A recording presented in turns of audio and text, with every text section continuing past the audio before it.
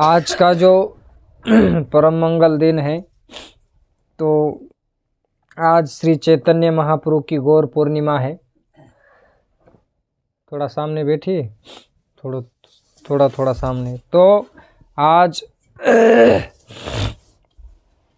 श्री चैतन्य महाप्रभु भगवान है, इसके बारे में हम सुनेंगे।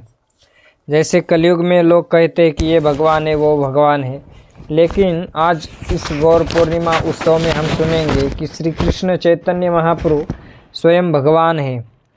और इसके बारे में शास्त्र में कई सारे श्लोक दिए हैं, इसके बारे में आज हम सुनेंगे। कहते हैं कि हमारे जो पुराण है और शास्त्र है, इसमें कई जगह पर इस बात का प्रमाण है कि महाप्रभु स्वयं भगवान कृष्ण है। प्राय लोग इस बात को जानते हैं, लेकिन जानकर भी कहते कि लोगों को जनाते नहीं, माने बताते नहीं है। तो प्रकट रूप से हम इस बात को आज थोड़ा स्पष्ट कहते हैं। अनंत संहिता में भगवान शिव और पार्वती माता का संवाद है। पार्वती माता भगवान भोले बाबा से कहती है कि हे भोले बाबा, आप हमें भगवान की कथा सुनाते हैं, लेकिन कहते हैं कि सत्य युग में आपने कथा सुनाए कि नरसिंह भगवान प्रकट हुए, हिरण्यकशिपु का वध किया, फिर वराह भगवान आए। फिर कहते हैं कि आप त्रेता युग में राम रूप जो लीला हुई, इसके बारे में भी आपने सुनाया है। और द्वापर युग में भी आपने सुनाया कि भगवान श्री कृष्ण आए और आकर उन्होंने भारम हरण, इस भूमि का जो भार था इसका हरण किया। तो ये सब कथा तो आपने हमें सुनाई है। अब इसमें 3 युगों की कथा बताइए ना। सत्य युग के बारे में सुनाया, त्रेता युग के बारे में सुनाया और द्वापर युग के बारे में सुनाया।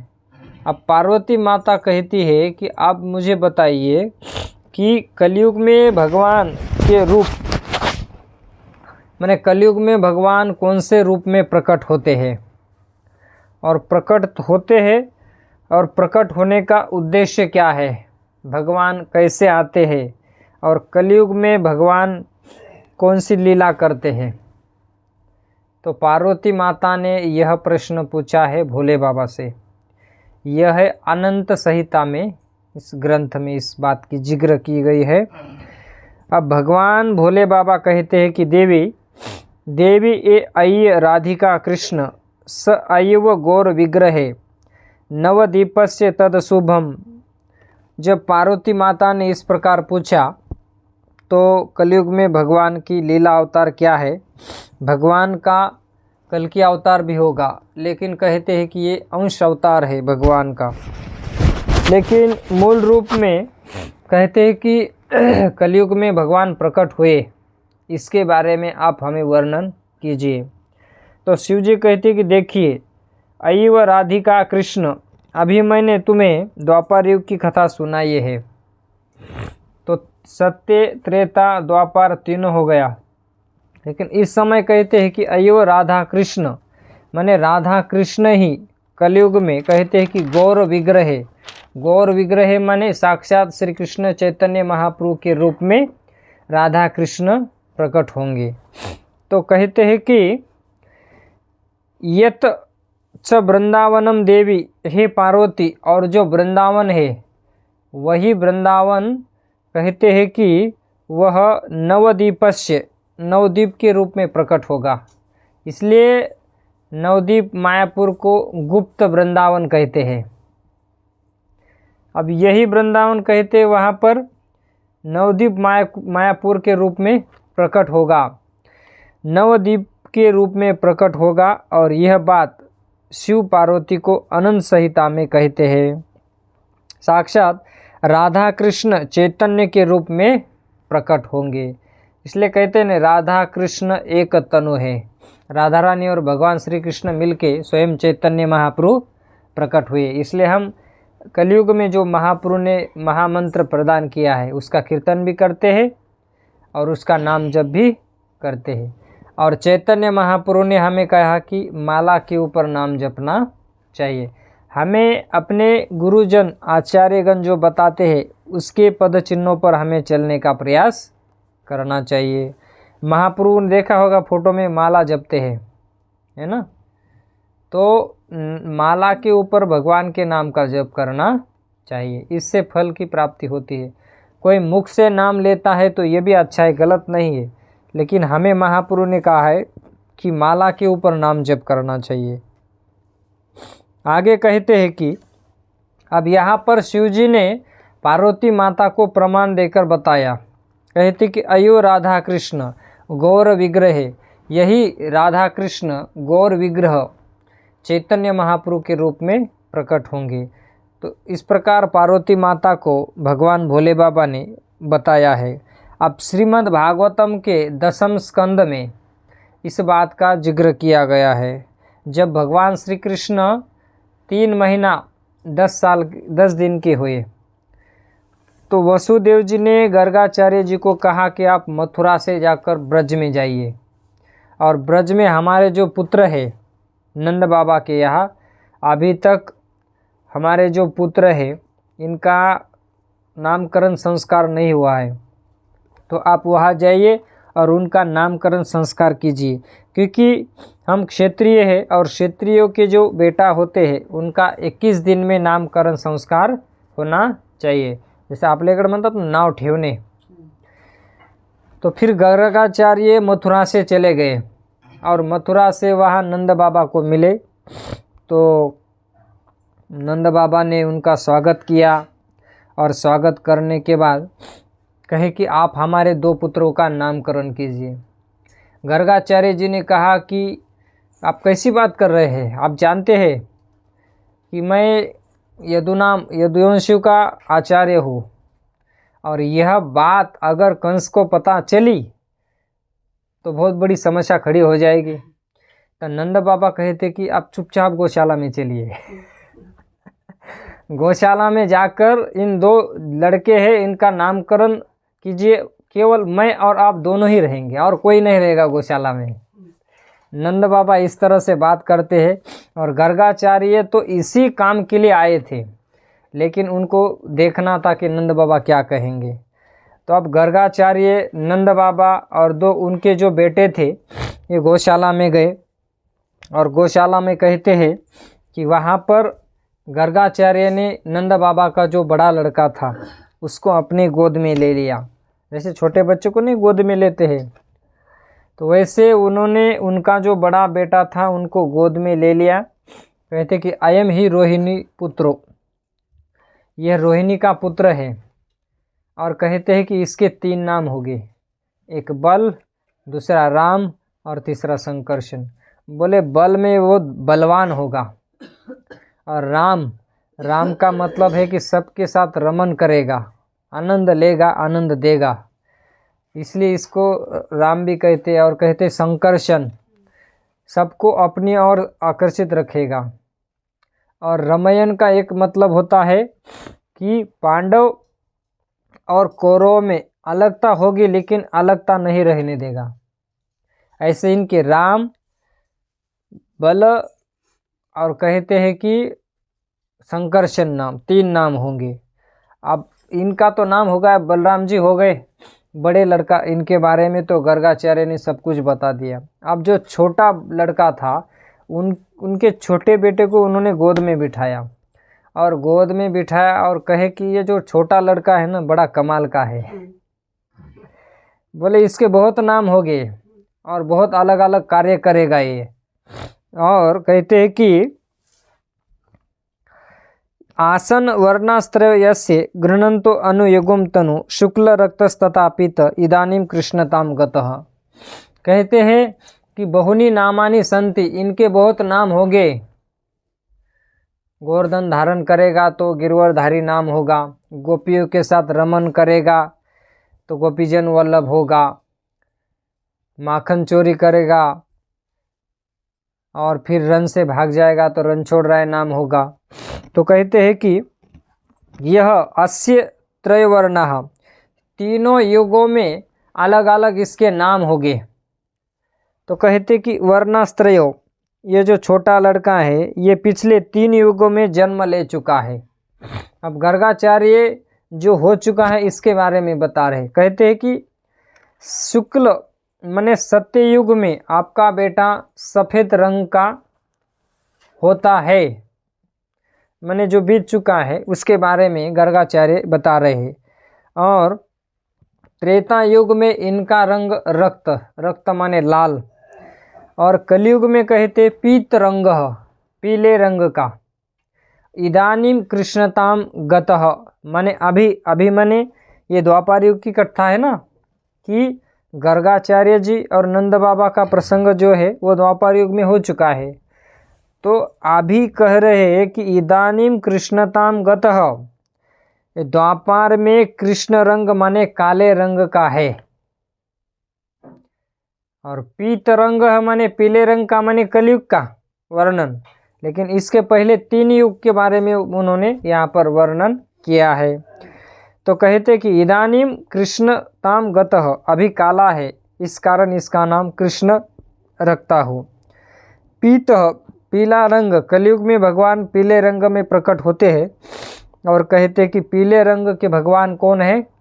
श्री कृष्ण चैतन्य महाप्रभु है। तो कहते कि स्वयं भगवान श्री कृष्ण चैतन्य महाप्रभु के रूप में प्रकट हुए। ये भागवत के अनुसार हमें प्रमाण मिलता है। अगर हम भक्ति कर रहे हैं तो कभी कभी गांव में क्या होता है ना कि लोग कहते हैं ना, आप चैतन्य महाप्रभु को भगवान कहते हैं, इसका प्रमाण दिखाओ। तो हमें ये बताना चाहिए, ये जो कथा सुनी है ना, ये हमें उनको बताना चाहिए, जैसी आए वैसी बोल देनी चाहिए। जब हम जा रहे थे अमरावती की तरफ कथा के लिए, तो बस में एक आदमी मिला था कि फलाने फलाने भगवान है। मैंने कहा वर्णन है? बोले इसमें। मैंने कहा पुराण दिखाओ, ग्रंथ दिखाओ, वेद में दिखाओ कि ऐसे लिखा हुआ है, तब हम उसको मानेंगे। आप किसी को भी अगर भगवान कहेंगे तो हम नहीं मानने वाले। तो मैंने कहा प्रमाण दिखाओ, तो बोले इतना तो नहीं बता सकते। मैंने कहा हम नहीं स्वीकार करेंगे, क्योंकि गीता, भागवत, रामायण, महाभारत पुराणों में भगवान के बारे में बताया है। वैसे प्रमाण दिखाओ तब हम मानेंगे, श्लोक दिखाओ। इसलिए हमें इन कथाओं को सुनना है कि हम भक्ति कर रहे हैं तो हमें इन कथाओं को ध्यान में रखना चाहिए, क्योंकि कई लोगों को चैतन्य महाप्रभु के बारे में पता नहीं है। कहते कि ये क्या है, कहाँ से आया है। और आगे श्रीमद् भागवतम में भी इस बात का वर्णन किया है। एकादश स्कंद माने 11वां स्कंद, निमि महाराज और नवयोगेश्वर का संवाद हुआ है। इसमें कहते हैं निमि महाराज नवयोगेश्वरों को कि कस्मिन् काले भगवान किम वर्णः कीदृशो नृभिः नामना वा केन विधिना पूज्यते तदि होच्यताम्। इन्होंने पूछा है कि कस्मिन् काले भगवान, भगवान किस युग में, कौन से युग में आते हैं। किम वर्णः, उनका रंग कौन सा है। कीदृशो, कैसा रूप है। और आगे कहते कि केन विधिना, कौन सी विधि की जाए कि उस विधि से भगवान प्राप्त होंगे। उच्चताम पूज्यते, कहते कि हमें यह सब बताओ। अब यहाँ पर करभाजन जी इनको उत्तर देते हैं। कहते हैं कि देखो, प्रत्येक युग में भगवान किस रूप, रंग और उनको प्राप्त करने की विधि क्या है, यह बताओ। करभाजन जी कहते हैं कि सुनो, सत्य युग में भगवान प्रकट होते हैं। तो कहते हैं कि सत्य युग में भगवान का जो वर्ण है वो श्वेत वर्ण होता है। श्वेत माने सफ़ेद। और भगवान जो होते हैं कहते हैं कि वो हंस रूप में आते हैं। भगवान का नाम क्या है? हंस रूप भगवान का नाम है। और कहते हैं कि इस युग में भगवान को प्राप्त करने की विधि है ध्यान। मैंने ध्यान में बैठो और भगवान को प्राप्त करो। अब सत्ययुग हो गया, भगवान का वर्ण कौन सा है? सफ़ेद है। भगवान का नाम क्या है? हंस भगवान। और भगवान को प्राप्त करने की विधि क्या है? ध्यान। अब सत्ययुग का पॉइंट क्लियर हो गया। अब करभाजन जी कहते हैं त्रेता युग में भगवान का नाम है, कहते कि नाम यज्ञ रूप, यज्ञ। और भगवान का जो रंग है वो लाल रंग है, इसलिए रक्त वर्ण कहते हैं। और भगवान को प्राप्त करने की विधि कहते कि इस युग में भगवान को प्राप्त करने की विधि है यज्ञ करना। यज्ञ करके भगवान को प्राप्त कर सकते हैं। तो ये हो गया त्रेता युग। आगे कहते हैं द्वापर युग में भगवान का नाम है कहते हैं कृष्ण और वर्ण है नीला, मैंने कृष्ण श्याम वर्ण के है। और इस युग में भगवान को प्राप्त करने की विधि है अर्चनम। अर्चनम माने भगवान की पूजा करना। इस विधि से भगवान को प्राप्त कर सकते हैं। अब यहाँ तक तो 3 युग की बात हो चुकी। अब करभाजन जी कहते हैं कलयुग की बात आई। तो इसमें करभाजन जी कहते हैं कि कृष्ण वर्णम तुषा कृष्णम सांगो पांगास्त्र पार्षदम यज्ञ ही संकीर्तन प्राय यजंती ही सुमेधसः। इस श्लोक में कहते हैं कृष्ण वर्णम माने कहते कि इसमें काला नहीं है। तुषा माने रंग, अंग की कांति। अकृष्ण वर्ण माने रंग और वर्णन भी होता है, जैसे कि वर्णमाला होती क ख ग घ। कृष्ण वर्ण माने कलयुग में जो भगवान आएंगे वे कृष्ण का वर्णन करेंगे। श्री चैतन्य महाप्रभु स्वयं कृष्ण का संकीर्तन करेंगे और उन्हीं भगवान की त्विषा माने रंग, अकृष्ण माने कलयुग के भगवान आकर कीर्तन करेंगे और उनके शरीर का रंग गोरा होगा। और कहते हैं कि यह सब महाप्रभु में दिखाई देता है। इसलिए कहते कि यह जो बात है ये साक्षात श्री चैतन्य महाप्रभु को लागू होती है। संग उपांग अस्त्र पार्षदम माने संग माने अपने जो साथीदार होंगे उनको लेकर वह यहाँ इस धराधाम पर प्रकट हो जाएंगे। जैसे हर एक युग में भगवान अवतरित होते हैं और कुछ ना कुछ तो अपना आयुध लेकर आते हैं। तो कहते हैं कि कलयुग में भगवान का शस्त्र क्या है। कहते हैं कि कलयुग में भगवान का शस्त्र उनके पार्षद ही है। उनके पार्षद को ले लेंगे और हरिनाम संकीर्तन करेंगे। हरे कृष्णा हरे राम राम राम हरे।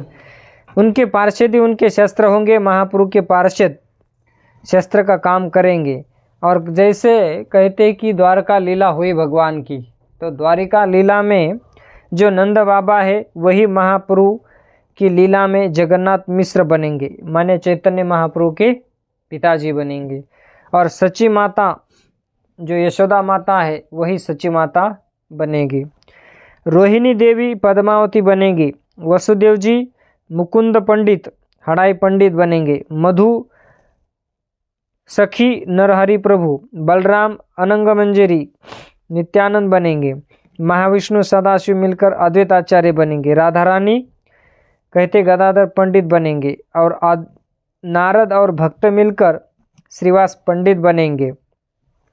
वृषभानु बाबा पुंडरीक विद्यानिधि बनेंगे। सुबल सका गौरीदास पंडित बनेंगे।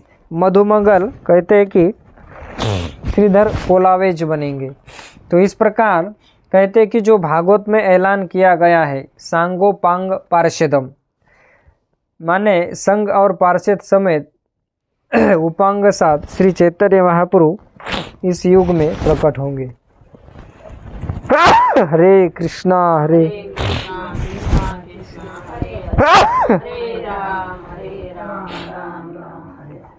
हरे कृष्णा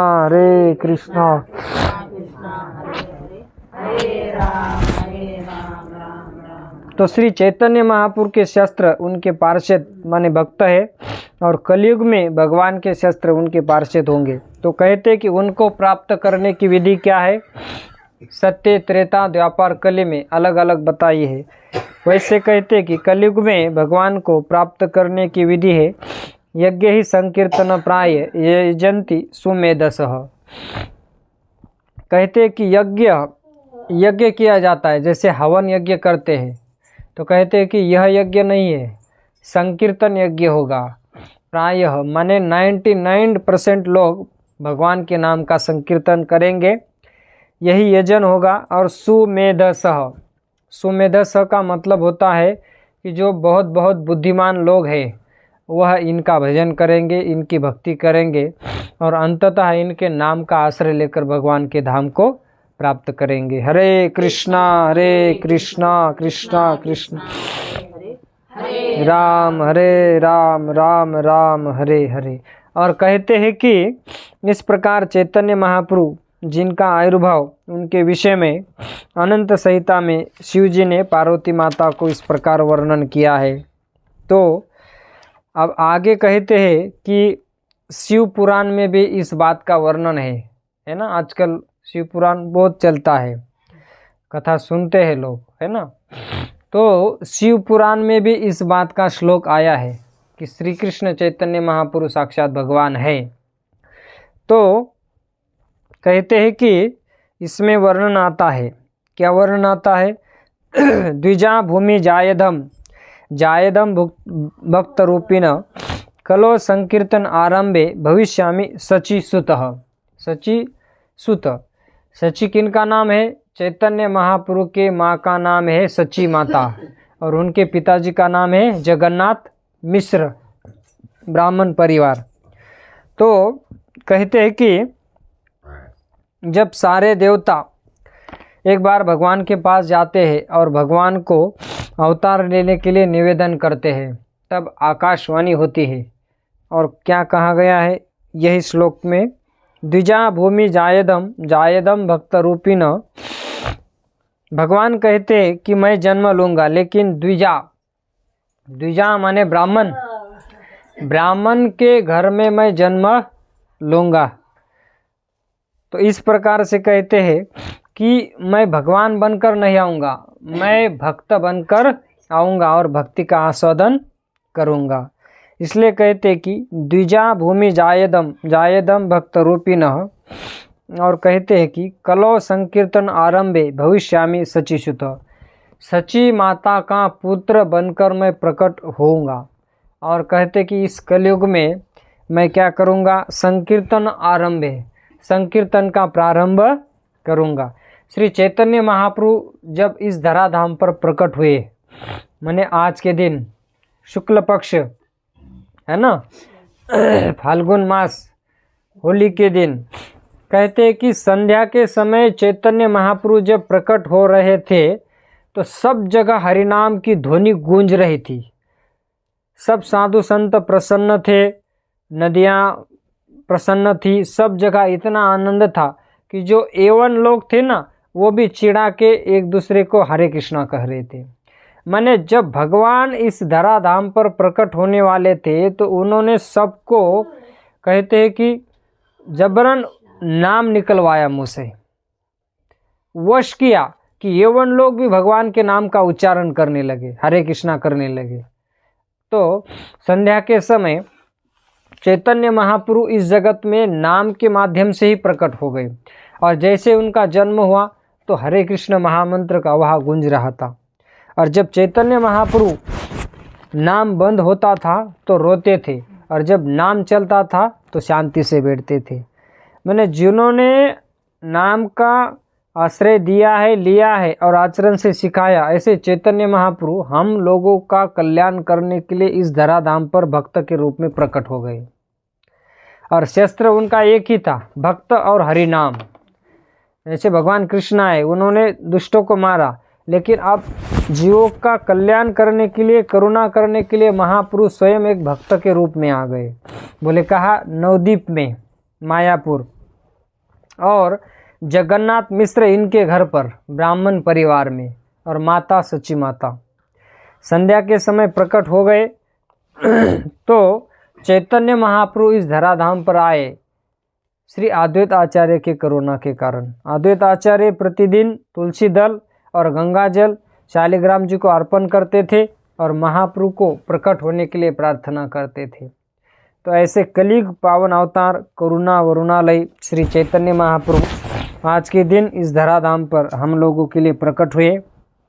अगर चैतन्य महाप्रभु नहीं होते तो हमें हरे कृष्ण महामंत्र की प्राप्ति नहीं होती, और प्रभुपाद जी अगर नहीं होते तो ये हरे कृष्णा देखने के लिए और सुनने के लिए नहीं मिलता था। तो प्रभुपाद जी की बहुत बड़ी करुणा है, कृपा है, और प्रभुपाद जी ने जो किया है ऐसा कोई नहीं कर सकता है। आज हम जो भी सुन रहे हैं, जो भी भक्ति प्राप्त हुई है, ये सब प्रभुपाद जी की कृपा है। अगर प्रभुपाद जी इतना नहीं करते तो इस धराधाम पर इतने लोग भक्ति में नहीं जुड़ जाते, इतना भगवान का नाम नहीं लेते। तो ये परम करुणा है प्रभुपाद जी की और श्री चैतन्य महाप्रभु की। तो कहते हैं कि चैतन्य महाप्रभु जब नाम सुनते थे तो उन्हें बड़ा आनंद आता था, और जब नाम बंद होता था तो बहुत क्रंदन करते थे। तो ऐसे नाम लेकर श्री चैतन्य महाप्रभु इस धराधाम पर प्रकट हुए और कहते हैं कि इस कलयुग में संकीर्तन प्रारंभ करूंगा, भविष्यामि सचिशुत। देवताओं ने कहा कि प्रभु थोड़ा हमें क्लियर बताओ कि आप कहाँ प्रकट होंगे, है ना, ये हमें बताओ।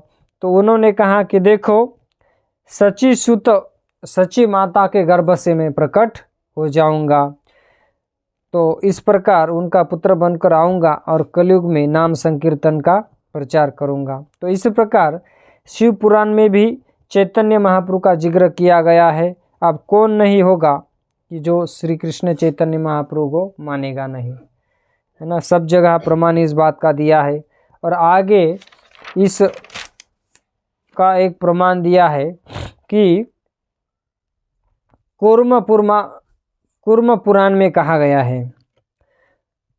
कूर्म पुराण में कहते हैं, कलिना दह्यमानानाम उद्धराय तनुभृताम जन्म प्रथम संध्यायाम भविष्यति द्विजालय।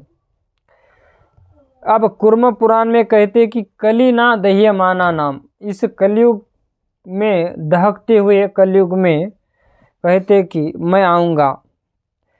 जैसे कहते न मंगल आरती में, संसार दावा न लली ढलो का, धधकते हुए इस कलयुग में मैं स्वयं आऊँगा। और कहते कि उद्धराय तनुभृताम, इन जीवों का उद्धार करने के लिए।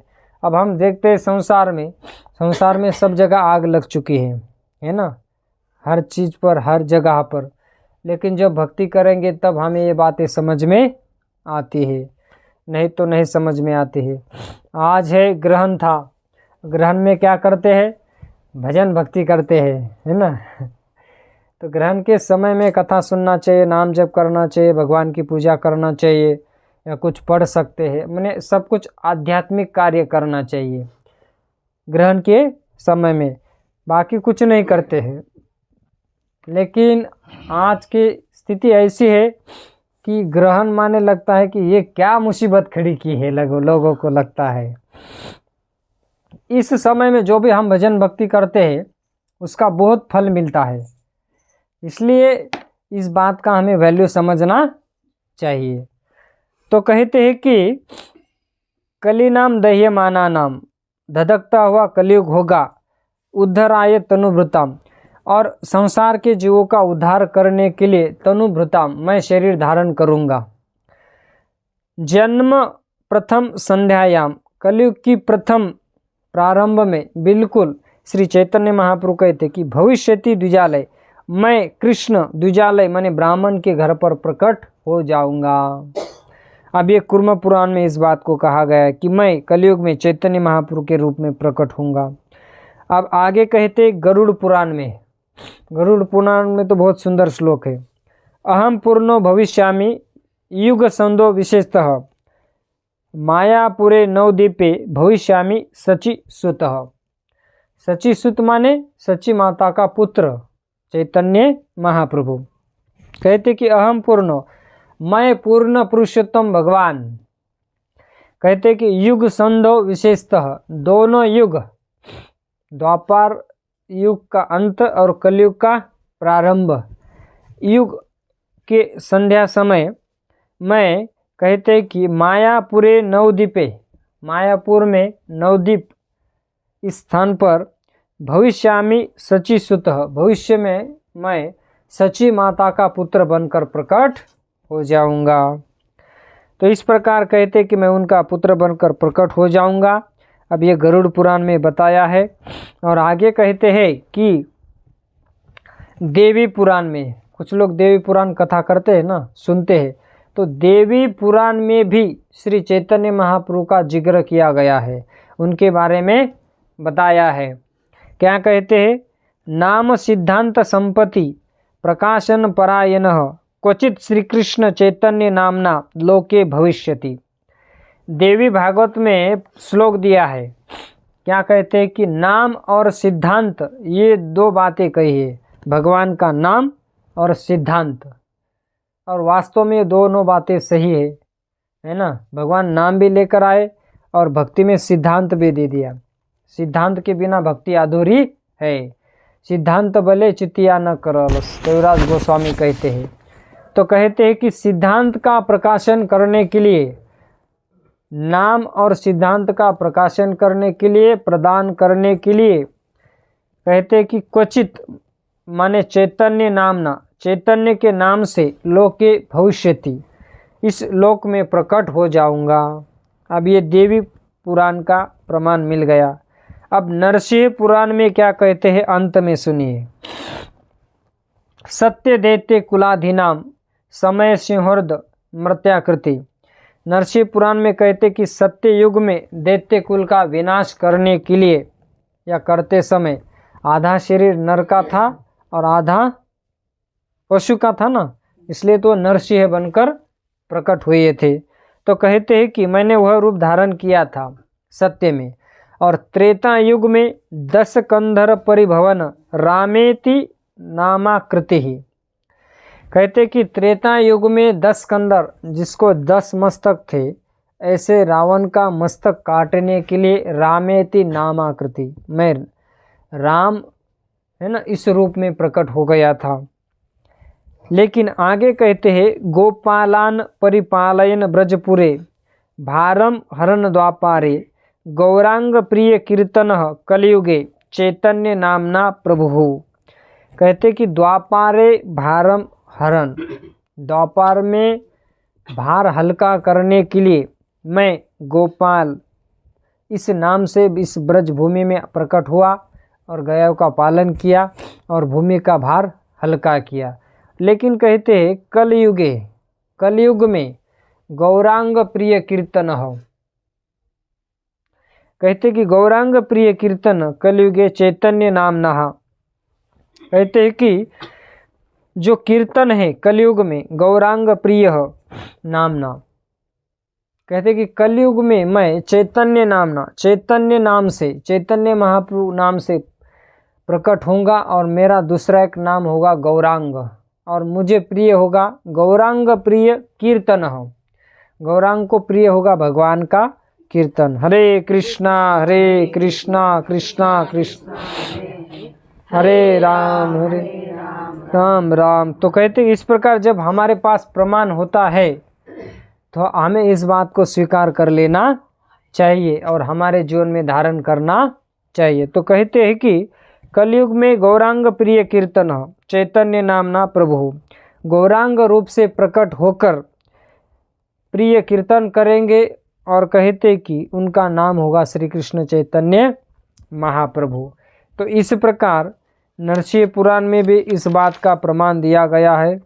और आगे पद्म पुराण में कहते हैं कले प्रथम संध्यायाम गौरांगो अहम महितले भागीरथी तटे रमो भविष्यामि सचिसुत।